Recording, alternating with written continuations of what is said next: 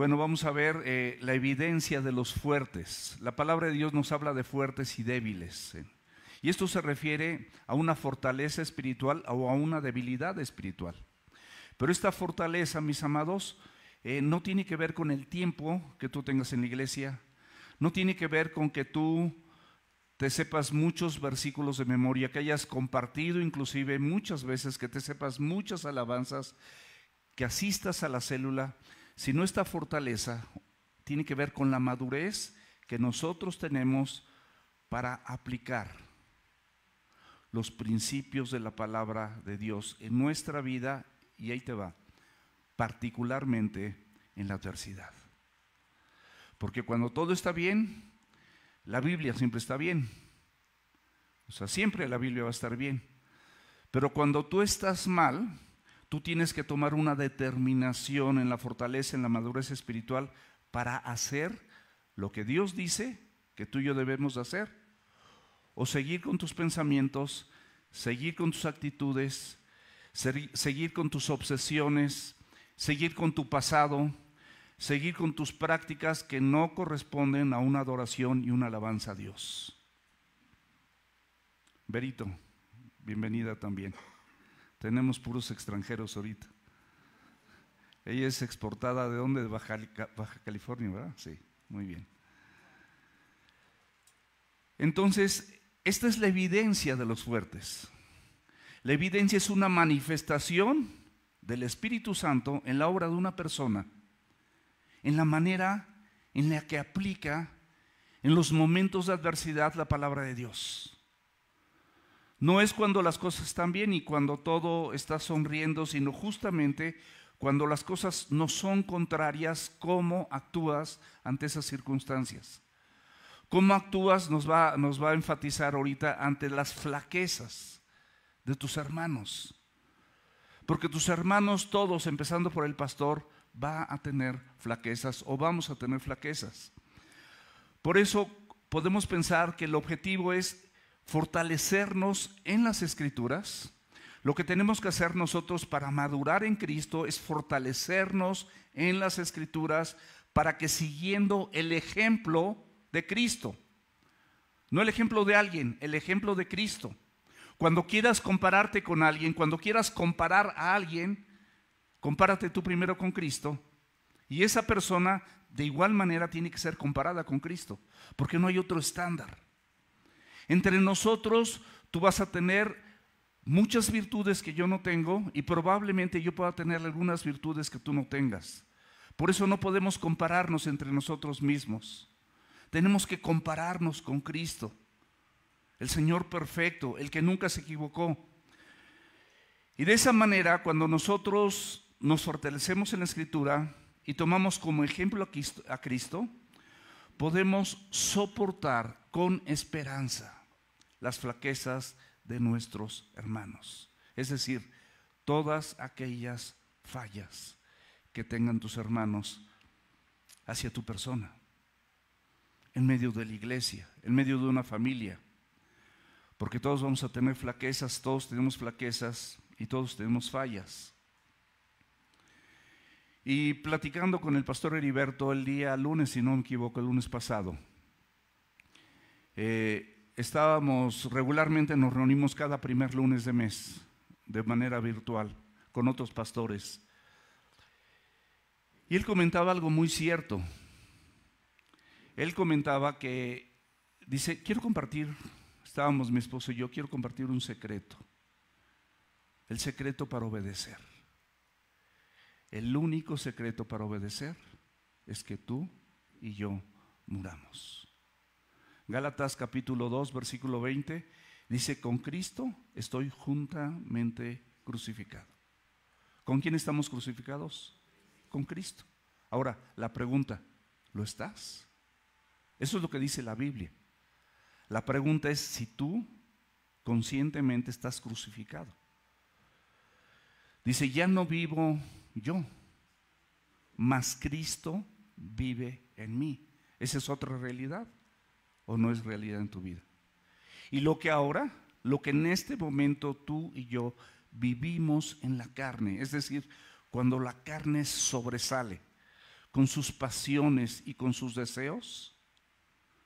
¿Cómo lo contrarrestamos? Lo vivimos en la fe del Hijo de Dios. ¿Cuál es la fe del Hijo de Dios? Los méritos que Cristo alcanzó por ti y por mí, para tu beneficio y para el mío. Su palabra. Su palabra. No podemos separar a Cristo de su palabra. La palabra y Cristo siempre irán de la mano. Él es el verbo, Él es la verdad, la Biblia también es el verbo, es la verdad y también es la vida. O sea, van juntos.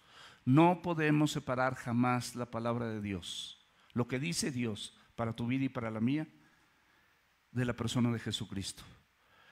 Por eso, si lo repetimos, con Cristo estoy juntamente crucificado. Ya no vivo yo, mas Cristo vive en mí.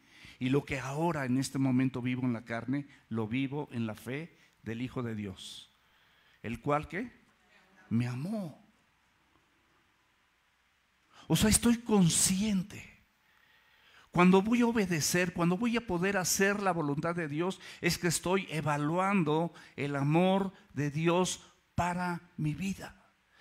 Todas sus misericordias, todas sus promesas, toda su consolación, toda la fortaleza que Él me ha otorgado en diferentes etapas de mi vida, cuando yo estoy afligido, cuando alguna injusticia sucedió en contra mía, cuando hubo algún agravio, cuando hubo alguna murmuración, algún chisme, alguna queja, algún pleito,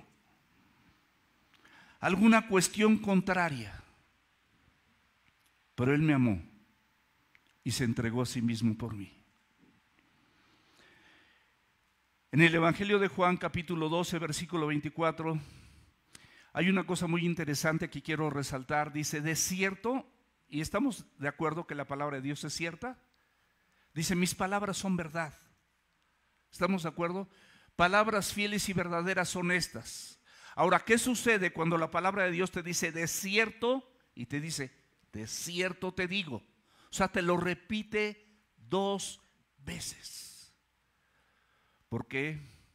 Porque Él sabe que tú y yo somos necios, duros de cerviz, duros de corazón, y tenemos y albergamos nuestras propias opiniones y nuestros propios pensamientos.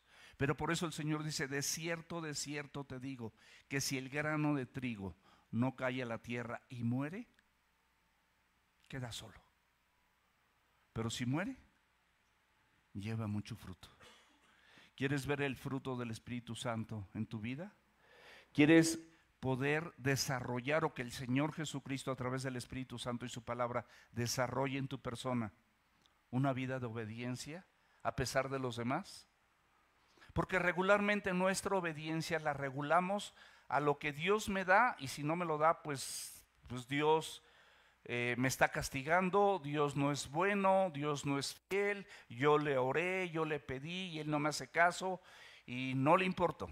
Y así pensamos, pero lo mismo, tu obediencia muchas veces la calificas, la consideras, la aplicas siempre y cuando las demás personas estén de acuerdo contigo. Y la Biblia no es así. La obediencia, mis amados, es un acto incondicional de parte mía, porque reconozco todo lo que Cristo ha hecho por mí y todo su amor para mi vida. No tengo manera de resistirme a corresponderle con la obediencia, porque la obediencia es una manifestación de que yo le amo. Por eso dice, si me amas, Jesús, guardas mis mandamientos. Si no amamos a Dios, mis amados, pues no vamos a poder guardar los mandamientos. Ahora, en Romanos, los primeros 11 capítulos nos hablan de la maldad del hombre, nos hablan de la culpabilidad del hombre, nos hablan de la justificación gratuita de Cristo, nos hablan de esa redención a través de Cristo en favor del hombre, y de esa restauración que tenemos como personas. Los primeros 11 capítulos de Romanos, que ya los vimos. El capítulo 12 nos empieza a hablar de los deberes que tenemos por toda esa doctrina, por toda esa enseñanza, por toda esa instrucción, porque yo me reconozco pecador, porque reconozco que requiero un Salvador, requiero que alguien me justifique. y Cristo lo hizo por ti y por mí, y entonces en ese momento podemos accesar al trono de gracia. Pero en ese capítulo 12, o a partir del capítulo 12, lo primero que nos pide el Señor es que presentemos nuestro cuerpo en sacrificio vivo. ¿Cómo puedes presentar tu cuerpo en sacrificio vivo si tú no mueres a los deseos carnales? Ahora yo te pregunto, ¿qué herramientas tienes para matar tus deseos carnales que te llevan a destrucción? ¿Te llevan a perdición? Enriqueces tus pensamientos, y los pensamientos es como el CPU de una computadora. ¿Es ahí donde está la memoria? A ver, corrígame. Sí, ok. No voy a estar diciendo otra cosa. Tú alimentas esa computadora, tú la enciendes y todo lo que tú pusiste en esa computadora te va a salir. Es lo mismo con tus pensamientos. Todo lo que tú alimentes a través de tus pensamientos van a salir en tu CPU, que son tus acciones, es tu conducta, es tu forma de hablar, es tu forma de expresarte, y particularmente en lo secreto.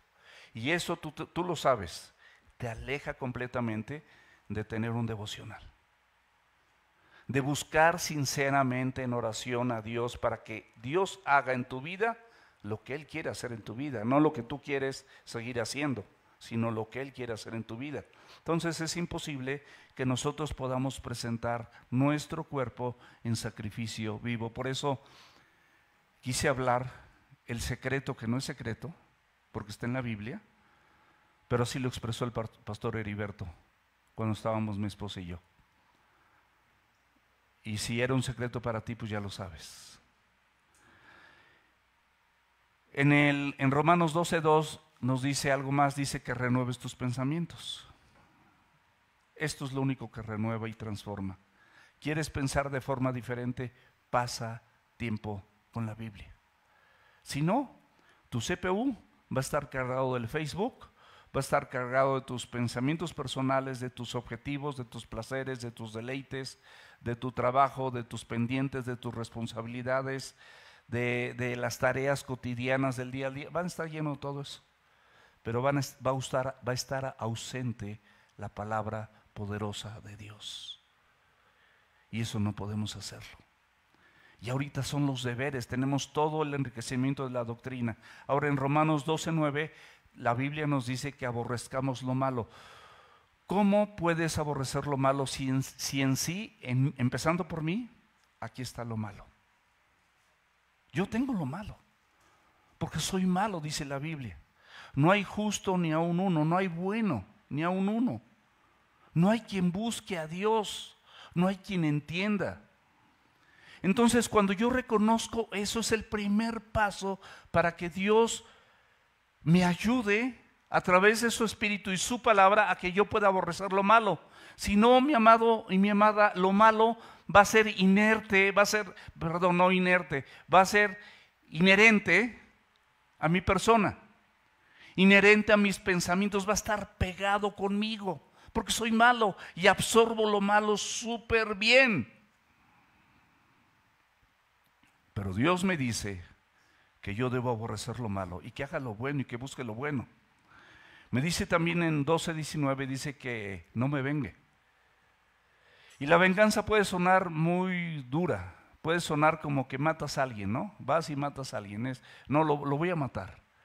Eso, así suena la venganza, pero no, la venganza puede ser a través de desquites, a través de actitudes contrarias, a través de un aborrecimiento, a través de un rechazo, a través de no hablar, a través de hablar mal, a través de ser golpeado con tus palabras para con esa persona con la que tú te quieres vengar. Porque cometió probablemente con justicia una injusticia. O sea, probablemente sí. Pero aun cuando sea así, volvemos a lo que yo te dije en un principio. Tenemos que compararnos con Cristo. ¿Cuántas injusticias yo he cometido con Cristo? Ahora, esas injusticias que yo he cometido con Cristo se comparan a la injusticia que me hizo Tona. No me hizo nada, pero aquí está. ¿Es comparado con eso? Por supuesto que no. O sea, por supuesto que no. O sea, mis injusticias son enormes. Por eso la Escritura nos exhorta ahí en Romanos 12:21 a no ser vencido por lo malo, porque lo malo generalmente te va a rodear. Nosotros de las 24 horas dormimos 8 y 16 estás en contacto continuo con el mundo. ¿Cuánto tiempo pasas revisando el Face, las historias, las no sé cuántas cosas hay aquí? Pero yo sé que hay muchas. Cuando mi familia hace historias, pues no las puedo ver, no sé ni cómo se ven de verdad no sé, me las tiene que enseñar alguien. Y dicen que creo que duran 24 horas, ¿no? Se borran solitas o no sé. Ojalá así fuera el pecado, que no durara más de 24 horas y que solito se borrara, pero no es así, mis amados. Por eso somos vencidos por lo malo, porque lo malo es inherente. Es algo que está pegado a nosotros, es algo fácil, es nuestra propia naturaleza. Y finalmente, en Romanos 14:8, nos dice que si nosotros morimos, para Él morimos. O sea, estamos en Cristo, pues morimos para Él. Cumplimos. He llegado a la meta, he cumplido la tarea. Eso es lo que dijo Pablo.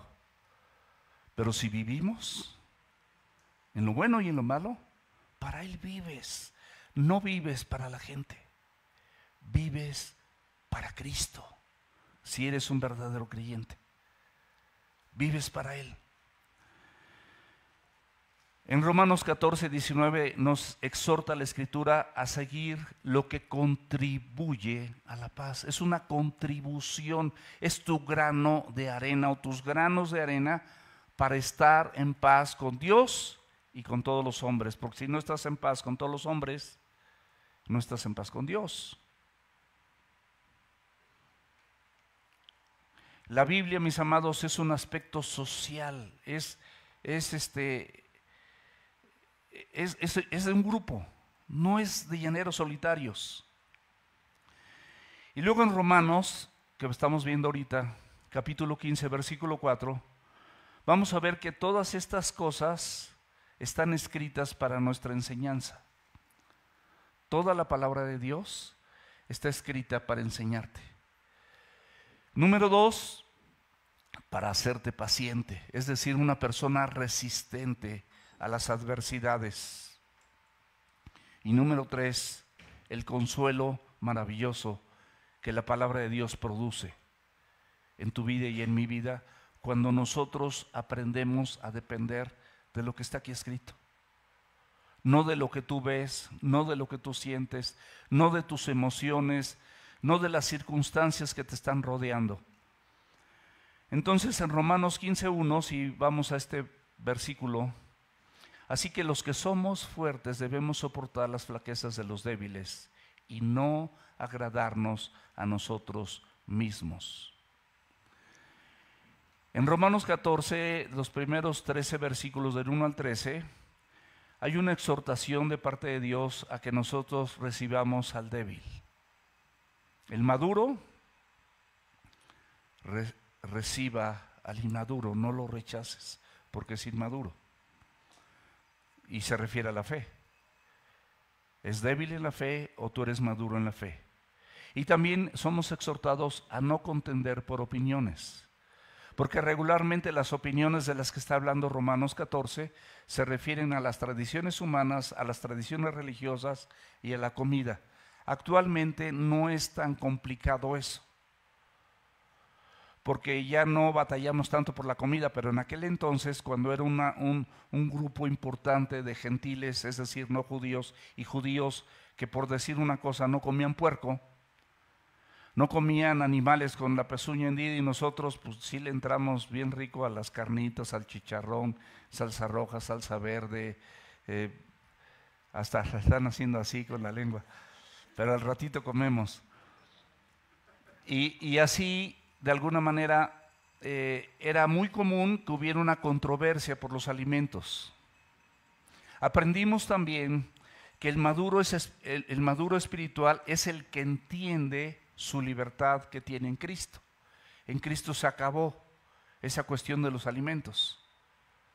Y podemos comer de todo con acción de gracias, porque todo es santificado. Y el débil es el que apenas está creciendo en la verdad de Dios por medio de su palabra. Está llevando un crecimiento a través de la palabra. Sin embargo, hay personas que pueden persistir o permanecer en ese estado de debilidad, a pesar de llevar muchos años en Cristo, a pesar de conocer la palabra de Dios, a pesar de haber sido discipulados, haber sido bautizados, haber estado escuchando lo suficiente como para ya dejar esa inmadurez, pero siguen siendo inmaduros a esa verdad de Dios. Y el peligro es que pueden llegar a idealizarse, que porque ya tienen mucho tiempo, tienen 30 años, 40 años en el Evangelio, han tomado muchos discipulados, asisten consistentemente a la célula, consistentemente a la congregación, pero estas personas pueden sucumbir a una falsa adoración, porque realmente a lo mejor ni siquiera son nacidos de nuevo. Y esto puede incluir a personas que predican la palabra, pueden ser pastores o predicadores, personas de la alabanza, maestros de niños, maestros de los adolescentes, y muchas personas que de alguna manera pueden tener alguna responsabilidad en alguna actividad y servicio dentro de la iglesia. Pero desafortunadamente estas cuestiones que se idealizan se vuelven religiosas, como los fariseos, como los escribas, que por su palabrería y por todo lo que ellos hacían consideraban que estaban bien delante de los ojos de Dios. Y todas sus actividades se volvieron en tradiciones, pero esas tradiciones no venían del centro del corazón del Evangelio, ni estaban en el centro del corazón de nuestro Señor Jesucristo. Ahora, en todo esto nosotros podemos ver una diversidad impresionante dentro de la iglesia, y esto no es otra cosa más que un reflejo del poder de Dios. Todos los que estamos aquí pues somos hombres y mujeres, niños y jóvenes, adultos y viejos, mexicanos y extranjeros. Creo que aquí no hay extranjeros, pero podría haber. Pobres y ricos, personas con estudios y personas sin estudios. Sin embargo, la palabra de Dios en todos nosotros genera unidad. Esta palabra genera unidad y la salvación de Cristo. Eso es lo que nos une. No es una persona, no es el pastor, no es la alabanza. Puede estar bien la predicación o no estar tan bien, la alabanza puede estar bien o no estar tan bien, por la falta de elocuencia del predicador o por la falta de aptitudes musicales, pero estamos aquí para glorificar y alabar a Dios en todos los sentidos y en todos los ámbitos, y como dice la Biblia, con todo nuestro ser. Él quiere unidad, porque la relación con Dios es comunitaria, no es solitaria, por eso estamos aquí. Hay personas que pueden decir, bueno, yo tengo mi relación con Dios, no dejo de leer la Biblia. Yo sigo orando, pastor, a veces les hablo, yo sigo orando, sigo oyendo mensajes, me conecté, escuché en la app, escuché el mensaje, o en YouTube o en Face, como sea, escuché el mensaje. Mi amado, Dios te llama y te cita a una unidad comunitaria. Para eso es la iglesia. Satanás, mis amados, siempre va a trabajar en la carne no redimida de todo hombre y de toda mujer. ¿Para qué? Para crear división. ¿Dónde puedes crear división? En las iglesias, bueno, primeramente en el matrimonio, luego en la familia, luego entre hermanos, luego entre padres e hijos, no importa el orden. Pero Satanás siempre va a buscar esta vulnerabilidad para dividir, mis amados. El diablo viene a dividir. En las congregaciones se amenaza esta unidad cada vez que los creyentes maduros pueden llegar a tener un conflicto, puede llegar a haber alguna situación con creyentes que están en un proceso de crecimiento. Y no quiere decir que el maduro siempre esté bien o nunca se equivoca. El único infalible es Cristo. Pero puede haber una discrepancia, una diferencia.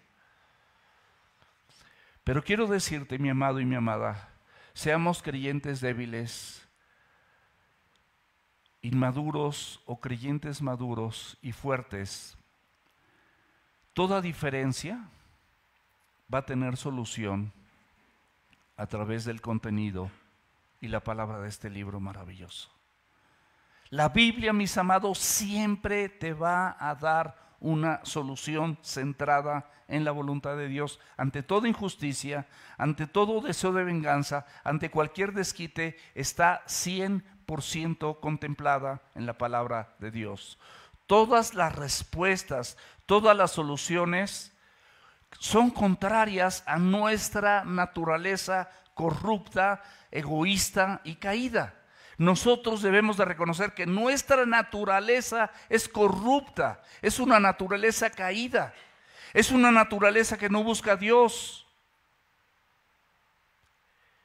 Y tu mente y tu corazón son estorbados por estas pequeñas actitudes que no le das oportunidad a Dios de que la resuelva a través de su palabra. Porque tu naturaleza requiere codicia, requiere brillo personal, requiere reconocimiento, requiere ese falso merecimiento. No es que yo merezco, es que esto es muy injusto para mí. Pero tú te estás calificando con alguna persona que es igual de injusta que tú. Califícate con Cristo. ¿Cuántas veces tú y yo hemos sido injustos con Cristo?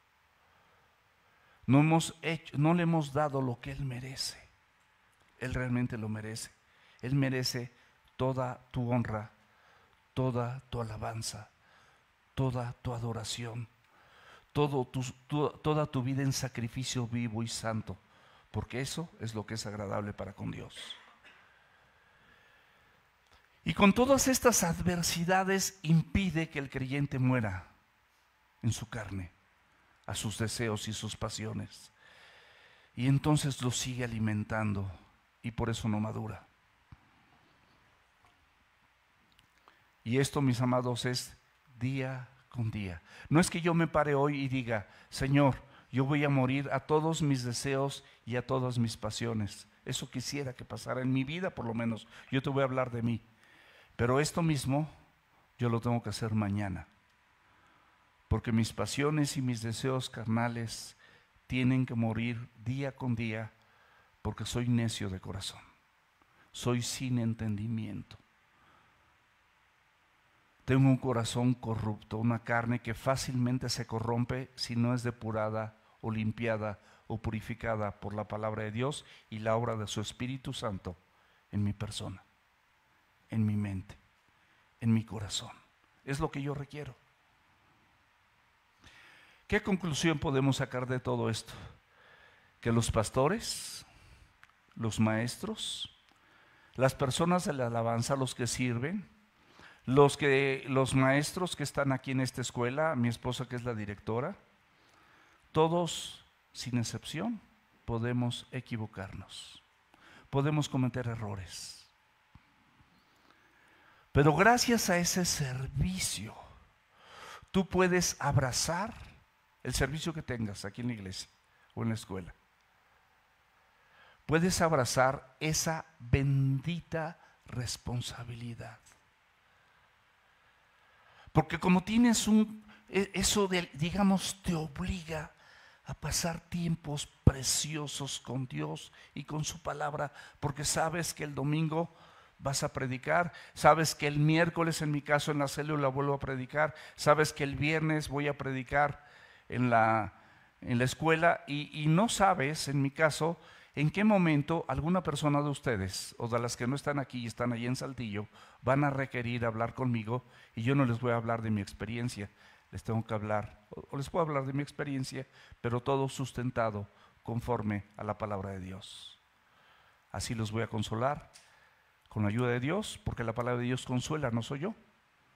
Así van a ser animados, así van a ser exhortados, así voy a predicar el Evangelio, porque es la única manera de hacerlo.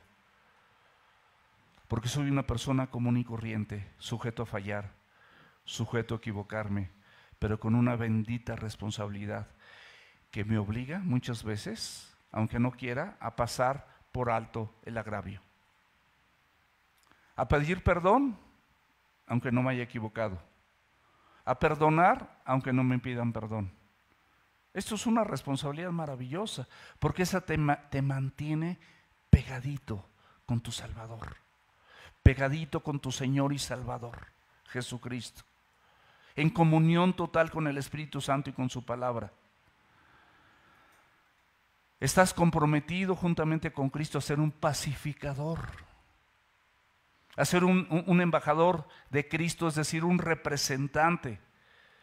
No porque tú tengas un mérito personal, porque no ganaste nada, Cristo lo ganó todo por ti. Es por su gracia y su misericordia infinita que todos los días Él derrama sobre tu entendimiento y la luz que te da su palabra para caminar. Lumbrera es a mis pies tu palabra. Es una lumbrera. Es como esa antorcha que alumbra el lugar oscuro hasta que el día esclarezca. Te permite ver dónde pisar y dónde caminar y cómo no equivocarte. Cómo ver el bien para los demás y no el tuyo propio. Te evita tropiezos.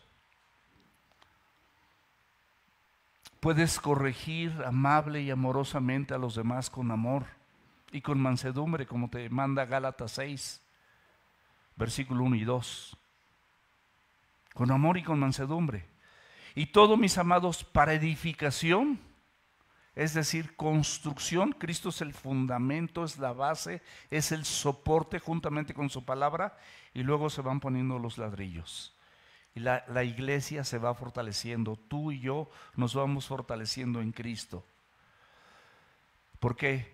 Porque somos llamados en Filipenses capítulo 2, versículo 5, a tener el mismo sentir que hubo en Cristo Jesús. El mismo sentir. Esto puede ser y sonar increíble, celestial, sobrenatural, que su servidor pueda llegar a tener un mismo sentir que tuvo Cristo Jesús. Pero Dios lo puede hacer en mí y lo puede hacer en ti.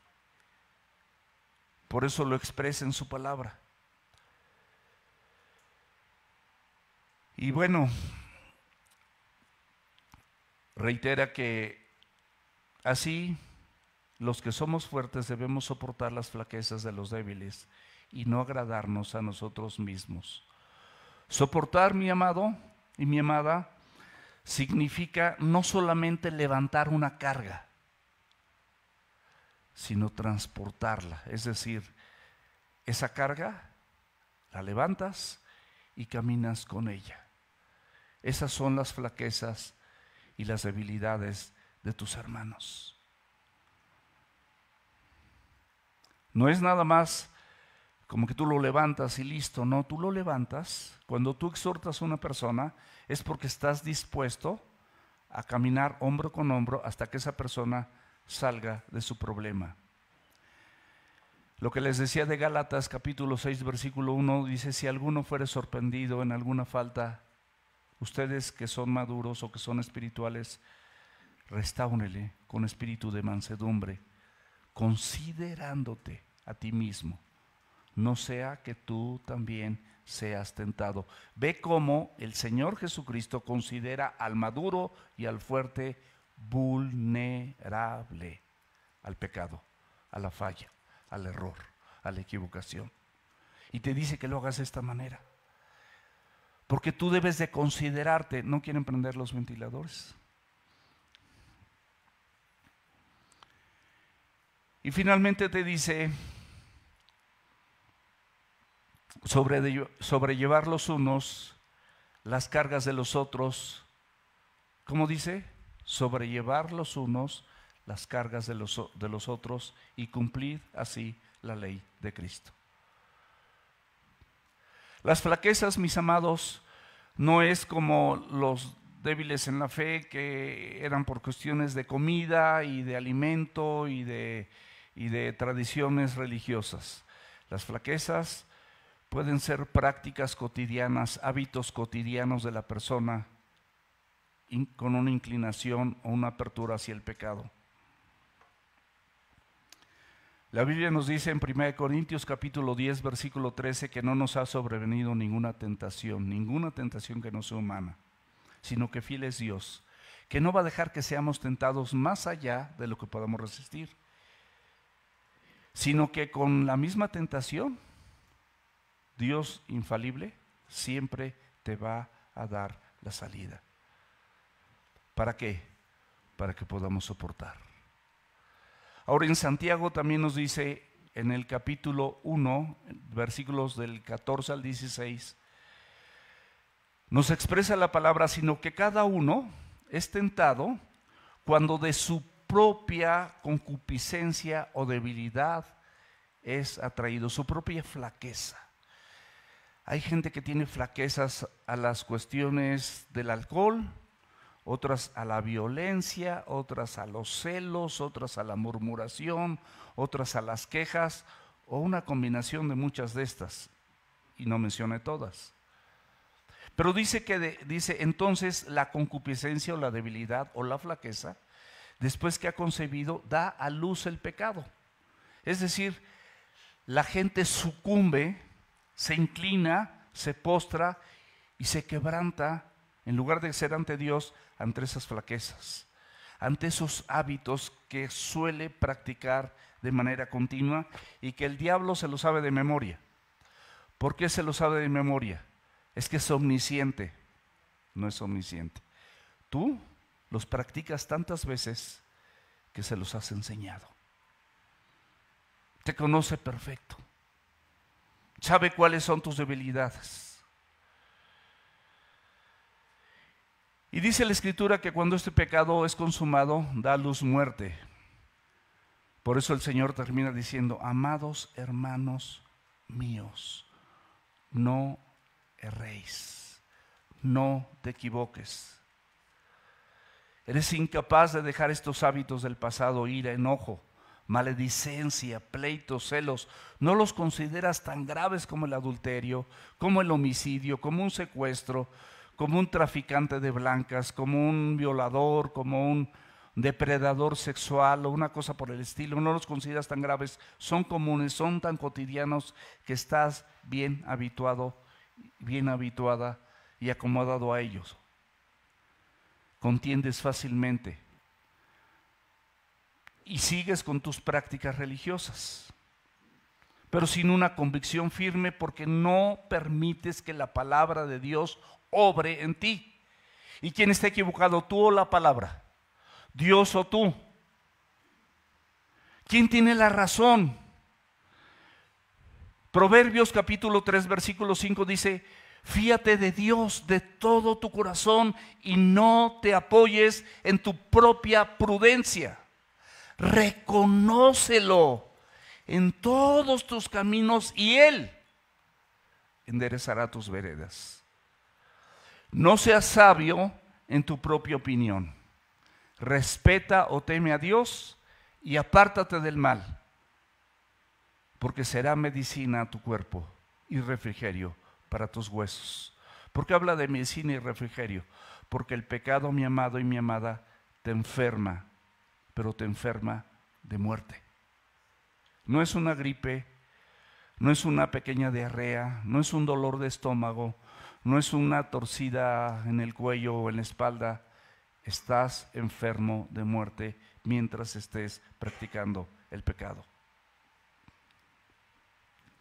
La iglesia, por lo tanto, es un cuerpo con miembros fuertes, es decir, personas maduras y personas inmaduras, personas débiles. Pero Dios ha puesto a las personas maduras. Por eso dice: el reino de los cielos los valientes lo arrebatan. Se requiere valor para abrazar los principios que Dios establece en su palabra y la obra del Espíritu Santo en mi vida y en la tuya. Porque lo natural es hacer lo contrario. Pero siempre serás débil, siempre serás inmaduro, aunque lleves muchos años en la iglesia. ¿Y qué sucede? Va a haber divisiones. No vas a buscar la unidad familiar, ni vas a buscar la unidad con el cuerpo de Cristo, porque el pecado, mi amado, quieras o no, siempre va a dividir. ¿Y qué vas a querer hacer? Como dice la Biblia, agradarte a ti mismo. Si te agradas a ti mismo, esto sutilmente es un acto de idolatría, porque te amas tanto que te amas más que a Dios, quieres tu propio bien, quieres todas las bendiciones de Dios, pero no quieres obedecerlo. Quieres la misericordia de Dios, pero no quieres tener misericordia de otros. Quieres el perdón de Dios, pero no quieres perdonar a otros. Quieres el abrazo de Dios, pero no quieres abrazar a otros. Cuando nosotros debemos de entender que esto es un compromiso con Dios, de Dios contigo, cuando tú le permites que Él siga obrando en ti. Entonces todas sus bendiciones, todas sus promesas en ese momento son sí y son amén en Cristo Jesús. De otra manera, mis amados, estamos practicando simplemente una religión más. Y tú eres tu propio ídolo, porque Cristo no es el centro, Cristo no es el primero, Él no es tu prioridad. No buscas primeramente el reino de Dios y su justicia, pero sí quieres que todas las demás cosas vengan por añadidura. Esto, mis amados, es incongruente. Y para todos nosotros es imposible. Cristo en tu vida y en mi vida, en cualquier persona de nosotros. No tienes que ser pastor, no tienes que ser miembro de la alabanza, no tienes que tener ni mucho tiempo en el evangelio. Simplemente tienes que morir para que se produzca fruto. Nada más. Filipenses 2, del 1 al 4 dice, por tanto, esta es la medida. ¿Qué tanto? Si hay alguna consolación en Cristo, fíjate muy bien, te voy a hacer una pregunta. ¿Alguna vez Cristo te ha consolado en algún momento de tristeza, de dolor o de aflicción? Levanta tu mano conmigo. Si alguna vez Cristo te ha consolado. Ok, bueno. Aquí te dice el Señor, si hay alguna, no se está como empoderando de que mira, yo soy el consolador. Ciertamente Él es el consolador, su palabra es consoladora, el Espíritu Santo es el consolador. Pero Él te dice nada más alguna consolación, si hay alguna consolación en Cristo. Si algún consuelo de amor ha habido alguna vez en tu vida que estés tan triste, pero que hayas sentido el consuelo amoroso de Dios bien profundo, levanta tu mano conmigo. Si eso ha pasado alguna vez, ok, vamos bien. Si alguna comunión con el Espíritu Santo ha habido alguna vez en tu vida donde la comunión con el Espíritu Santo ha sido tal que Él te ha revelado algo, que Él te ha mostrado tu pecado, que Él te ha sentido su justificación, su limpieza, el deseo, el querer como el hacer. En esa comunión con el Espíritu, que te ha revelado algo en su palabra, que te ha mostrado algo maravilloso, que has podido descubrir algo en la Escritura o a través de una predicación. ¿Ha habido alguna comunión con el Espíritu Santo de esta manera en tu vida? Ok. Si algún afecto entrañable, el afecto de Dios hacia ti, hasta las entrañas, hasta lo más profundo de tu persona, ¿lo has sentido alguna vez? Ok, vamos bien. Si alguna misericordia, ¿cuántas veces Dios no te ha dado lo que tú mereces a pesar de tu rebelión? Esa rebelión sería suficiente para que cayeras fulminado delante de los ojos de Dios. Pero Dios sabe que somos tan rebeldes que Él tiene que hacer nuevas sus misericordias, porque no nada más para mí, ni para Oli, ni para Tona. Te toca una buena, no es nada más para nosotros. Las misericordias, sus misericordias, podemos gozarlas nosotros todos los días de nuestra vida. ¿Qué es misericordia? Que no recibas lo que mereces. Bueno, todo esto estamos de acuerdo, ¿no? Todo esto, Él te está diciendo indirectamente que Él se goza en darte todo esto.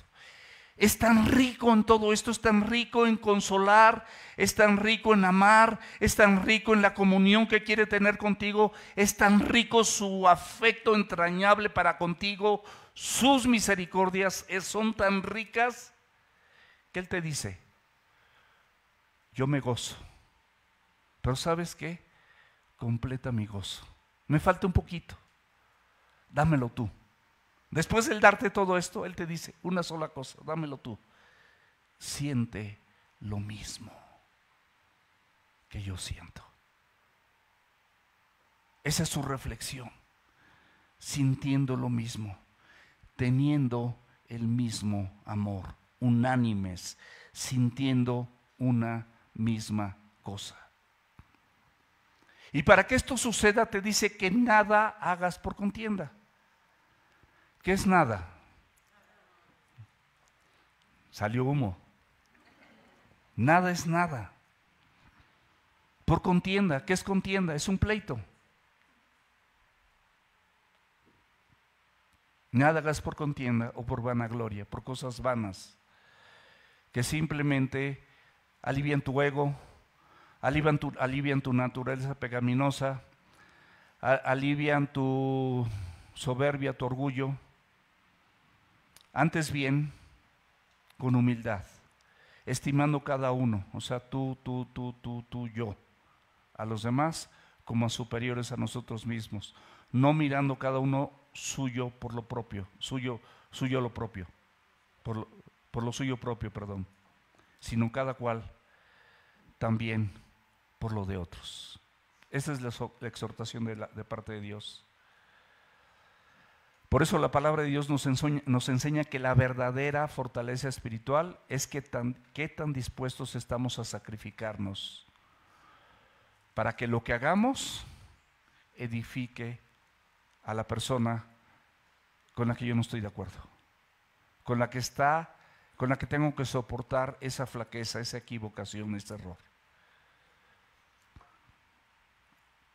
¿Qué tan dispuestos estamos?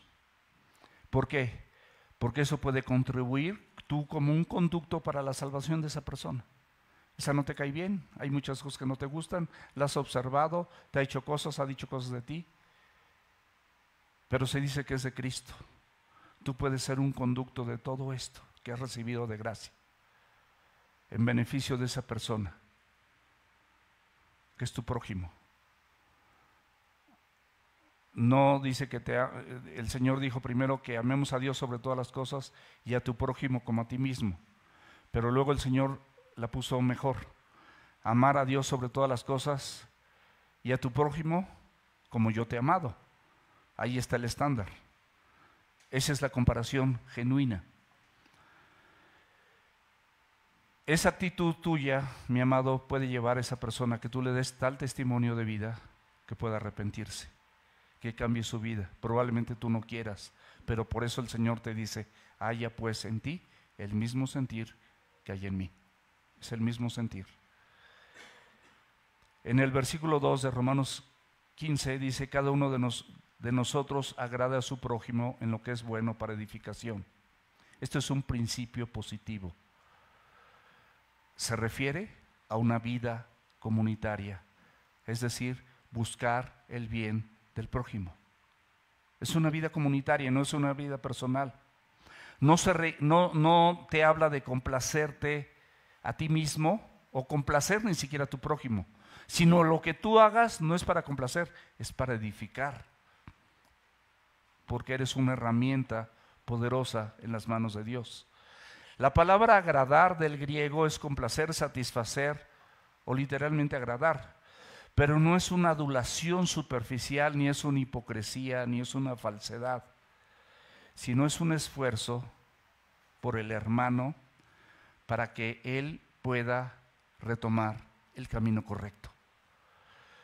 Tú tienes una mejor enseñanza, tienes más madurez, tienes una mejor doctrina, tienes un mejor testimonio, tienes más años, tienes más conocimiento, quizás tengas más amor, quizás tengas más capacidad de perdonar, no sé. Utilízalo para la gloria de Dios. Sé un vínculo, sé un vehículo, como un conductor de todo eso. En 1 Corintios capítulo 10, versículo 33, dice, como también yo, en todas las cosas agrado a todos, no procurando mi propio beneficio, sino el de muchos, para que sean salvos. O sea, la finalidad de esto es que tu vida y mi vida, en cualquier ámbito donde se encuentre, pueda contribuir a la salvación de otros. No eres el Salvador es Cristo. Pero la gente va a ver lo que Cristo ha hecho en ti o ha hecho en mí. Y aquí dice que hagamos lo que es bueno, ¿no? Lo que es bueno en naturaleza, lo que es provechoso, lo que es edificante. En Efesios capítulo 4, versículos 29 dice, ninguna palabra corrompida salga de tu boca. Ninguna. Tus palabras pueden ser corrompidas, pueden corromper, no edificar, pueden corromper. Tus actos, a lo mejor no estás diciendo nada mal, pero el tono, la actitud, la acción en la que lo haces está corrompida. Y tú lo sabes perfectamente bien en tu corazón. Por eso dice, sino la que sea buena para la necesaria edificación, a fin de dar gracia a los oyentes. Aquí está la culminación. Tus palabras son de tal manera, son en tal tono, son tan sinceras, son tan amorosas, vienen dirigidas y guiadas por el Espíritu de Dios, que son de gracia, son favorecedoras para los creyentes. De gracia recibes, das de gracia. Ahí en Romanos 14, 19, fuimos exhortados, domingos anteriores, a que sigamos a lo que contribuye a la paz y a la mutua edificación. La palabra edificación se refiere a una construcción de una casa o de un edificio en el Nuevo Testamento. Y esto, traducido, es el crecimiento espiritual de la iglesia por la aplicación de la palabra y la obra del Espíritu Santo para que lo podamos hacer. En Efesios 4:12 dice, a fin de perfeccionar a los santos para la obra del ministerio. Es decir, estamos llamados a servir. Estamos llamados a introducirnos en la obra del ministerio, a ver de qué forma ayudamos en la iglesia donde estamos, de qué forma servimos para la edificación del cuerpo de Cristo. No vivimos aislados, mis amados. La vida cristiana siempre será comunitaria. Tú recibes, sí, ciertamente recibes una edificación personal. Claro que recibes una edificación personal, porque con esa edificación personal que recibiste como de gracia, por misericordia, no la merecías, pero tú y yo la recibimos. Con esa puedes edificar a otros. Por eso el Señor te instruye como creyente verdadero a que esas bendiciones espirituales, esos dones que has recibido de Dios de manera total y absolutamente gratuita, a cambio de nada, de la misma manera en la que te fueron entregados, busca entregarlos a los débiles, a las personas que han tenido flaquezas y que tú las conoces, que han fallado. Pablo no está hablando, mis amados, a que nosotros agrademos pecados o caprichos. No estamos para eso. Todo a la luz de la Escritura. Todo lo que contribuye a la formación de Cristo en la vida de otros, de mis hermanos. Gálatas 4:19, hijitos míos, por quienes vuelvo a sufrir dolores de parto hasta que Cristo sea formado en ustedes. Pablo estaba dispuesto a sufrir esos dolores terribles de parto hasta que Cristo se viese formado en la vida de otros. El objetivo, mis amados, es que cada acción impulse a otros creyentes hacia la madurez espiritual en Cristo Jesús. Dios te manda y me manda un sacrificio personal. Filipenses 2:5. La Biblia nos dice en Corintios 10, 23 y 24 que todo me es lícito, todo me es lícito. Es decir, todo me es permitido, pero no todo conviene. No todo edifica, por eso dice que no todo. Ninguno busque su propio bien, sino el del otro. O sea, lo que tú hagas que sea para edificación personal y para edificación de otros. Rápidamente, algunas aplicaciones prácticas en las conversaciones. Habla lo que sea edificable para otros, no lo que destruya. Efesios 4:29.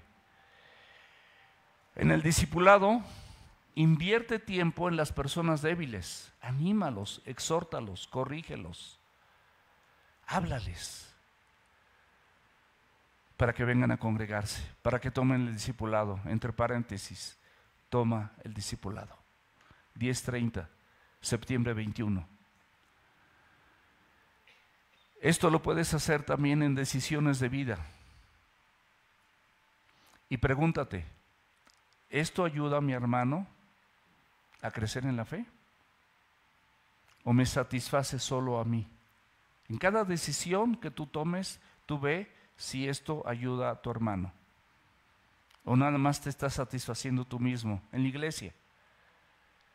Sirve no buscando un reconocimiento personal, sino un beneficio congregacional, amando a los débiles, mis amados, y ayudar a que ellos, igual que tú, caminen con Cristo. En la familia, las iglesias, las congregaciones se forman primeramente por matrimonios y luego por familias. Entonces, los esposos, los padres, los hijos, debemos de vivir aplicando siempre este principio de edificación para otros, amándonos, perdonándonos todas las veces que sea necesario hasta que Él venga. Cristo viene pronto. En Romanos 15:3, ya vamos avanzando. Porque ni aun Cristo se agradó a sí mismo, antes bien, como está escrito, los vituperios de los que te vituperaban cayeron sobre mí. ¿Tú has sido vituperado? Probablemente sí, todos nosotros. Es decir, ha habido gente que se burla, ha habido gente que te ofende, afrentas, calumnias, falsas acusaciones, comentarios exagerados, etcétera. Bueno, dice que todo eso que está sobre ti, primeramente cayó sobre Él.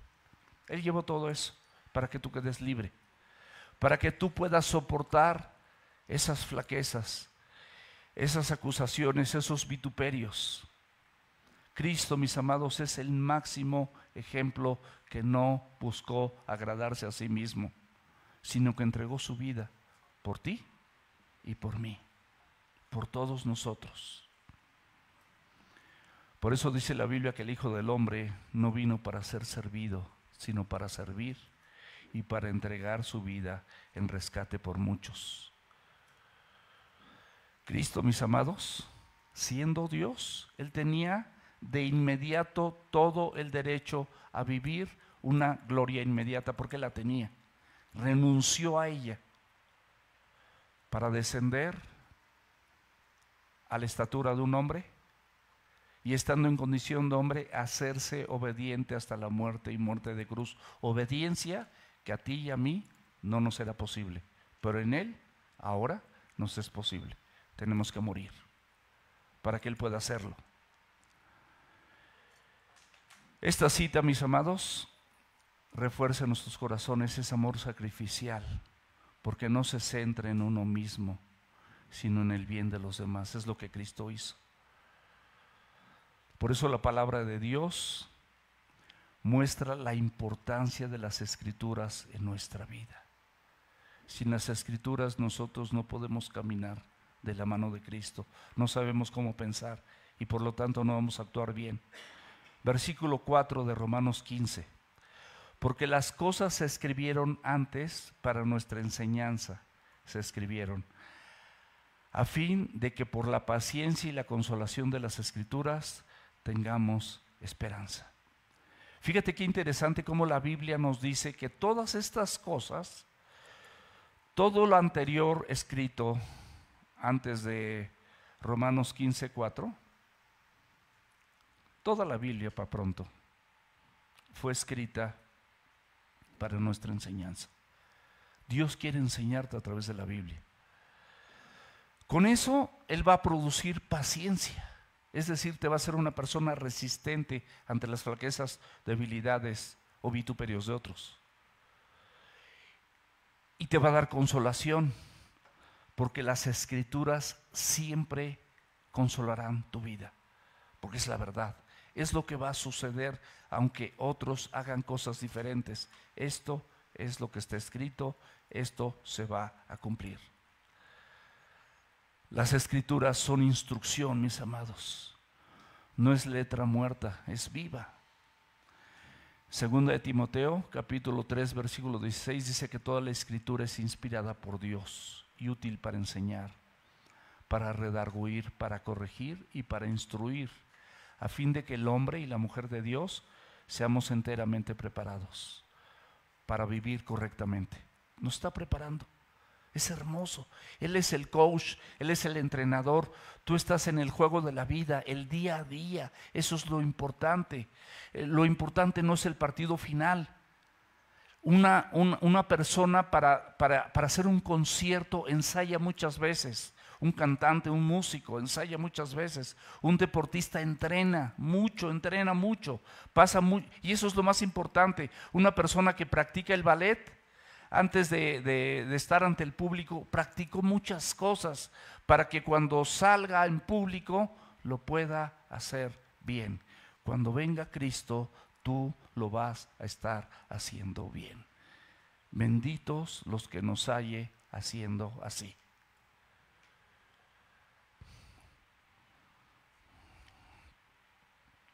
¿Qué necesitamos? Una lectura devocional constante, cada día, buscar la palabra de Dios, su dirección, su ánimo, su fortaleza, su esperanza. En las pruebas que necesitamos o en las dificultades, refugiarnos en las mismas Escrituras, no en los consejos o pensamientos humanos, no en tu propia opinión. En la enseñanza, mis amados, predicar la palabra de Dios, te voy a decir una cosa, no es un compromiso, una obligación exclusiva del pastor, es una obligación del creyente maduro y del creyente verdadero. Y no te escudes en que yo soy un creyente débil. A los débiles, si ya llevas un tiempo, dice la Escritura, los vomitará con su boca. Porque ya has escuchado lo suficiente como para saber obedecer y esperar. En la consejería, mis amados, no hablemos con palabras humanas. Échale ganas, tú puedes. Tú mira tus estudios, tu fortaleza, tu vigor, tu energía, tu elocuencia. Eso, mis amados, sirve casi de nada si no está sustentado por la obra del Espíritu Santo y la palabra de Dios. Pero si tienes esas virtudes, serán exaltadas para su gloria, porque son dones y talentos que Él te dio, pero serán para su gloria. En la vida personal, mis amados, podemos ver todos los ejemplos bíblicos como un espejo, como un mapa.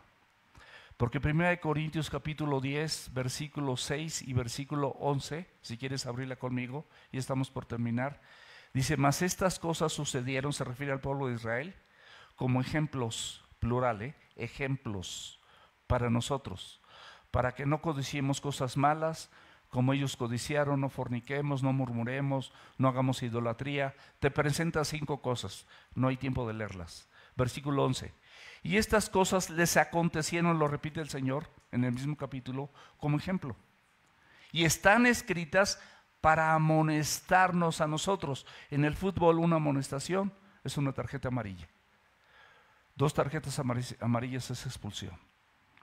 a quienes han alcanzado los fines de los siglos.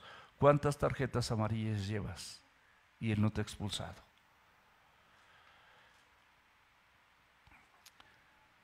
La unidad de la iglesia, mis amados, no van a ser en tu corazón. No va a ser por acuerdos humanos. Es la obra de Dios a través del Espíritu Santo y su palabra en la vida de los creyentes. La paciencia y la consolación que recibes a través de las Escrituras es un fruto de la gracia divina que todos los días el Señor derrama para ti. El propósito de cada creyente, de acuerdo a Dios, es que tú sientas lo mismo que Él y que tengas para con todos, todo tu prójimo, una actitud genuina, no nada más en la iglesia, sino fuera de la iglesia, de amor y de servicio, para que esa persona sea encaminada hacia el mismo camino que tú llevas, que Cristo te señaló. No significa que tú pienses idéntico a tu hermano, ni que estés de acuerdo. Dios no quiere que estés de acuerdo. Este es nuestro acuerdo. Los pensamientos son diferentes, porque hay personas con una actividad y con otra. El médico va a pensar en cosas médicas, pero el abogado quizás va a pensar en cuestiones legales, o en lo que dice el Código Penal, o el Código Civil, o el mercantil. El contador va a pensar en números, en balances, en estados financieros. Eso es normal. El deportista va a pensar en su entrenamiento, en cuántas calorías tiene que quemar, o lo que tiene que comer y lo que no tiene que comer. Así es. Y esto también tiene que ver con las edades, y tiene que ver con el sexo, y tiene que ver con muchas cosas. Por eso no tenemos que ser idénticos a nuestros hermanos, sino estar enfocados todos a que nuestra vida glorifique a Dios. Y esto solamente cuando mueras. Último versículo. Para que unánimes a una voz glorifiquemos al Dios y Padre de nuestro Señor Jesucristo. Wow. Conclusión, unánimes, todos a una voz, glorifiquemos a Dios y Padre de nuestro Señor Jesucristo. ¿Quién se quiere salir de este propósito maravilloso? ¿Quién no quiere obedecer? ¿Quién no quiere agradar a Dios? Yo solo no puedo. Si yo te digo, no, es que yo quiero agradar a Dios, no es cierto. Mi carne, por supuesto que no quiere agradar a Dios. Mi carne es corrupta al 100%, no quiere absolutamente nada con Dios. No quiere orar, no quiere leer la Biblia, no quiere perdonar, no quiere amar, no quiere hacer las cosas para los demás. Si no quiero hacer las cosas para Dios, ¿cómo las voy a querer hacer para otra persona? Por eso aquí la clave es que hagamos las cosas para Dios, no para la gente. Cuando las haces para Dios, Dios te capacita para que las puedas aplicar con la gente. ¿En qué tenemos que estar unánimes? Es decir, un mismo ánimo, un acuerdo unísono, una sola unidad, no solamente externa, sino de tu mismo corazón, de tus pensamientos, de tus anhelos más profundos. La meta, mis amados, es la unidad cristiana. Y esto, escúchame bien, pon mucha atención, no es simplemente que te lleves bien o que tú mantengas la paz. Bueno, yo mejor ni le hablo, mejor ni la veo ni lo veo. Ya con eso estoy en paz. No, eso es una falsa paz y eso no es que te lleves bien. Eso es superficial, porque eso no glorifica a Dios, y de lo que se trata es de que tú lo hagas de tal manera que lo que estás haciendo en lo más profundo de tu corazón esté glorificando a Dios con todo tu ser, con toda tu alma y con todo tu cuerpo. Y a nuestro Padre y a nuestro Señor Jesucristo. Y esto no nos es posible a nosotros solos. Necesitamos de su palabra y necesitamos de Él. La verdadera adoración es cristocéntrica. Tú centrifica tu adoración, tu vida para agradarle a Él, y sus méritos ganados en favor tuyo en la cruz de Cristo. Y su palabra, que es tu norma de conducta, tu norma de pensamiento, tu norma de hablar. Y terminamos con esto. Debemos fortalecernos en las Escrituras. Empiezan su matrimonio, chicos. No hay mejor herramienta que esta. Es la única herramienta para ustedes, para que tengan un fuerte matrimonio, lleno del Señor, lleno del Espíritu Santo de Dios, siguiendo el ejemplo de Cristo, soportando con esperanza, en la Biblia, en lo que dice la Escritura, las flaquezas de otros. Cerremos nuestros ojos.